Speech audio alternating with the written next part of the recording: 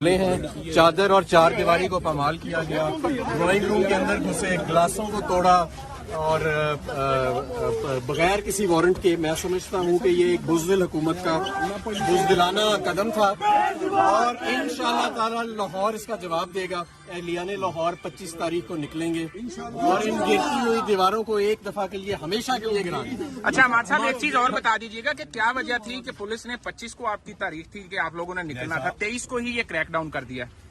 دیکھیں پرامن احتجاج کرنا اور ایک جمہوری اور آئینی حق ہے اور میں سمجھتا ہوں کہ آج جو میرے گھر میں ہوا ہے یہ آئین کی خلاف ورزی تھی. چادر اور چار دیواری کو پامال کیا گیا.